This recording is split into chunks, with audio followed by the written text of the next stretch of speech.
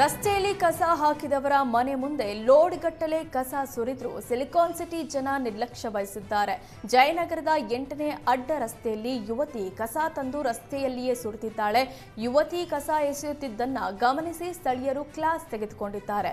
ಸ್ಥಳೀಯರು ಕಸ ಎಸೆಬೇಡ ಅಂತ ಹೇಳಿದ್ರು ಕ್ಯಾರೆ ಅನ್ನದ ಯುವತಿ ಕೋಪದಿಂದ ರಸ್ತೆಯಲ್ಲೇ ಕಸದ ಚೀಲಗಳನ್ನ ಬಿಸಾಕಿ ಹೋಗಿದ್ದಾಳೆ.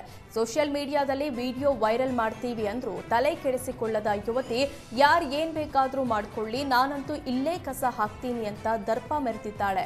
ಕಸ ಹಾಕಿದ ಯುವತಿ ವಿರುದ್ಧ ಕ್ರಮಕ್ಕೆ ಸ್ಥಳೀಯರು ಆಗ್ರಹಿಸಿದ್ದಾರೆ.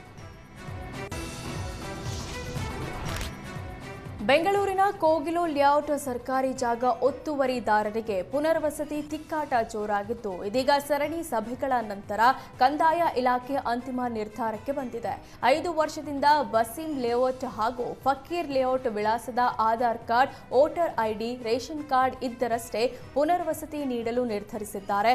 1 ವರ್ಷ 2 ವರ್ಷದ ಹಿಂದೆ ಆಧಾರ್ ಕಾರ್ಡ್, ವೋಟರ್ ಐಡಿ ಮಾಡಿಸಿದ್ರೆ ಅನರ್ಹರು ಅಂತ ಪರಿಗಣಿಸಲಾಗುತ್ತೆ. ಇದೀಗ ಜಿಲ್ಲಾಡಳಿತ ಕೊನೆಯ ಸುತ್ತಿನ ದಾಖಲೆ ಪರಿಶೀಲನೆ ನಡೆಸುತ್ತಿದೆ.